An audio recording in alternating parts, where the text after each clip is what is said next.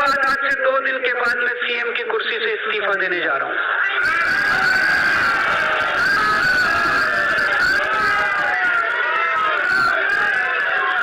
और मैं तब तक सीएम की कुर्सी पे नहीं बैठूंगा जब तक जनता अपना फैसला ना सुना दे।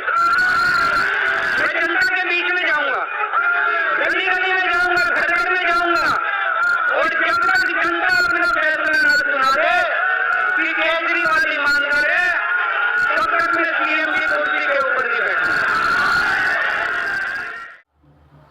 नमस्कार, मैं हूं विकास टेकरे और स्वागत करता हूं आप सभी का द हिस्ट्री यूट्यूब चैनल में।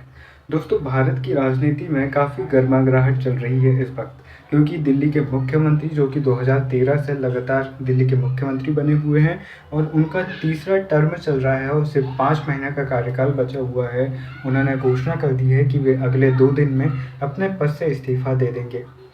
दोस्तों, यहाँ पर कई सवाल खड़े होते हैं। शुरुआत में ही मैं आपसे कहना चाहता हूँ, ना तो मैं आम आदमी पार्टी का समर्थक हूँ और ना ही मैं विरोधी। एक न्यूट्रल उद्देश्य से हम इस बिंदु को समझते हैं, क्योंकि अरविंद केजरीवाल भारत के शीर्ष नेताओं में से एक है।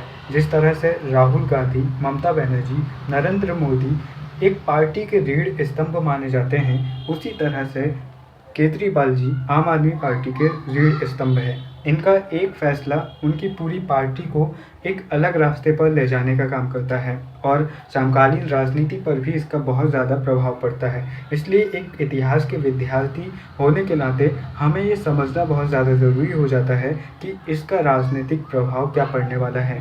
क्या ये एक ईमानदार राजनेता की हार है या फिर एक कुशल राजनीतिक की सोची समझी रणनीति है। हम हर पहलुओं को समझेंगे।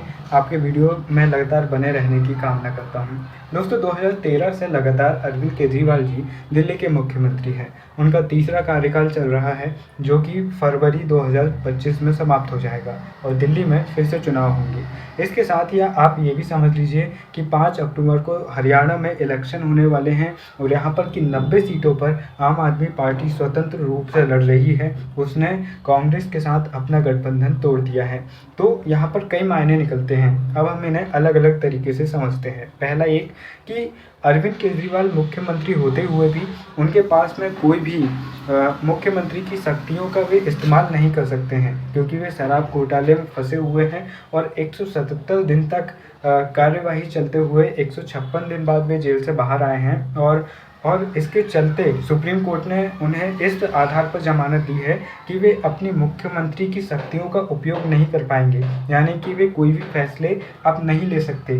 और चुनाव अगले 5 महीने में होने हैं, इसलिए ज़रूरी है कि वे उन कामों को जल्द से जल्द निपटाएं जिनसे जनता प्रभावित हो और उनका वोट बैंक बढ़े। इसलिए एक कारण ये भी हो सकता है कि किसी और व्यक्ति को मुख्यमंत्री बना दे, क्योंकि यहाँ पाबंदी सिर्फ अरविंद केजरीवाल पर लगती है कि वे मुख्यमंत्री होते हुए पद की शक्तियों का निर्वहन नहीं कर सकते, क्योंकि शराब घोटाले पर उनका नाम जुड़ा हुआ है। अगर वे अपनी पार्टी के किसी और नेता को मुख्यमंत्री की सीट दे देते हैं जो कि उनका बहुत ही वफादार और अनुभवी हो, तो वो उनके उन कामों को पूरा कर सकता है, जिसके चलते मुख्यमंत्री या फिर आम आदमी पार्टी चौथी बार फिर से दिल्ली की राजनीति में आ सकती है। दूसरा टर्म ये हो सकता है एक इमोशनल कार्ड की तरह। जैसे आपने देखा होगा कि जब भी जो इलेक्शन होते हैं तो या तो नरेंद्र मोदी जी या फिर राहुल गांधी, कोई भी विपक्ष या पक्ष के बड़े नेता इमोशनल कार्ड खेलने की कोशिश करते हैं। जैसे कि कहीं पर नरेंद्र मोदी ने इस बार के इलेक्शन में कहा था कि मुस्लिमों को ये सब कुछ आपका छीन कर दे देंगे, इसलिए आप हमें वोट दीजिए ताकि हम आपको संरक्षित कर सकें, आपको बचा सकें। 2014 के इलेक्शन के टाइम पर सोनिया गांधी और जो एक चिदम्बरम करके एक लीडर हुआ करते थे, उन्होंने कुछ आपत्तिजनक बात कर दी थी, जिसका काफ़ी ज़्यादा फायदा हुआ था बीजेपी को। तो इस तरह से इमोशनल कार्ड खेलना भी इनका हो सकता है। एक लोकप्रिय नेता जब अचानक से इस्तीफा देता है और इमोशनल हो जाता है, तो उनकी जनता भी जो बहुत ज़्यादा भावुक हो जाती है उनके तरफ से, जो उनके फ़ैन होते हैं, उनके फॉलोअर होते हैं, वो तो उनके तरफ झुकाव रखते ही हैं। जो एक न्यूट्रल मतदाता होता है, उसका रुझान भी कहीं ना कहीं उनकी तरफ हो जाता है। तो ये अरविंद केजरीवाल जी का एक इमोशनल कार्ड हो सकता है कि 5 महीने पहले, और साथ ही साथ वो क्या कह रहे हैं कि नवंबर में इलेक्शन कराया जाए, फरवरी के इलेक्शन को नवंबर में कराया जाए, ताकि उनके इमोशनल कार्ड को जल्द से जल्द उन्हें फ़ायदा मिल सके। क्योंकि भारत में एक ऐसा ट्रेंड रहा है कि लोग बहुत जल्दी भूल जाते हैं, इसलिए वो चाहते हैं कि ज़्यादा जल्दी से जल्दी इलेक्शन हो और उन्हें जल्दी से जल्दी फ़ायदा हो। साथ ही साथ उन्होंने इस्तीफ़ा इस समय इसलिए दिया है, वे चाहते तो जेल से भी इस्तीफ़ा दे सकते थे, लेकिन उन्हें उम्मीद थी कि बेल मिलने के बाद में उनकी शक्तियाँ नहीं छीनी जाएगी, लेकिन सुप्रीम कोर्ट ने उनकी शक्तियाँ छीन ली, जिसके चलते अब उन्होंने इस्तीफ़ा दिया है। और इस्तीफ़ा देने का एक फ़ायदा और ये भी मिलेगा कि स्वतंत्र रूप से 90 सीटों पर जहां वो हरियाणा में उतरे हैं, वहां पर भी उनके वोट शेयर बढ़ेंगे।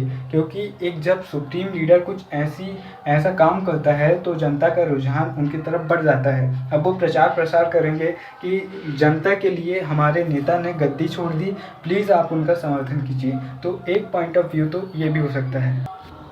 इस्तीफ़ा देने की तीसरी सबसे खास वजह ये हो सकती है कि मुख्यमंत्री अरविंद केजरीवाल अपने पद पर रहते हुए भी अपनी शक्तियों का इस्तेमाल नहीं कर सकते, इसलिए वे 2 दिन तक विचार करके उस व्यक्ति को सीएम पद के लिए तैयार कर लेंगे, पार्टी में सहमति बना लेंगे जो उनके हिसाब से चले और जो एक प्रकार से उनका फॉलोवर हो, ताकि वो आगे चलकर विरोध न कर सके। जैसे वे अपनी पत्नी सुनीता केजरीवाल को बना सकते हैं सीएम, या फिर आतिशी को बना सकते हैं, या फिर गहलोत करके एक जो पॉलिटिकल लीडर हैं, या फिर 2-3 जो उनके खास लीडर हैं उन्हें वे बना सकते हैं अगला मुख्यमंत्री। इससे फ़ायदा ये होगा कि अगले 5 महीने में कुछ ऐसे काम या फिर जो फाइलें अटकी हुई हैं उनका काम जल्द से जल्द हो जाएगा, और फिर उन्हें इसका राजनीतिक लाभ जरूर मिलेगा। और एक और रीज़न ये हो सकता है कि बीजेपी और विपक्षी दल लंबे समय से उनकी मांग उठा रहे थे उनके इस्तीफे की, क्योंकि 177 दिन से उनके ऊपर ये केस चल रहा है, गिरफ्तारी वाला सिस्टम चल रहा है, जिसके चलते दिल्ली में विकास कार्य रुके हुए हैं क्योंकि मुख्यमंत्री कुछ जेल में हैं। तो फिर यहाँ पर विरोध सीधा से लाजमी हो सकता है कि जो बीजेपी है या फिर विपक्षी दल हैं वो बहुत ज़्यादा मांग कर रहे थे अरविंद केजरीवाल जी के इस्तीफे की। तो यहाँ पर उन्होंने खुद पहले ही इस्तीफ़ा देकर उनके उस विरोध को पहले ही रोक दिया है और उनके खिलाफ उठने वाली आग को पहले ही शांत कर दिया है। दोस्तों, सीधी सी बात यह है कि सुप्रीम कोर्ट के अनुसार अरविंद केजरीवाल जी ना तो अपने मुख्यमंत्रियों की शक्तियों का निर्वहन कर सकते थे और ना ही वे अपने कार्यालय में जा सकते थे।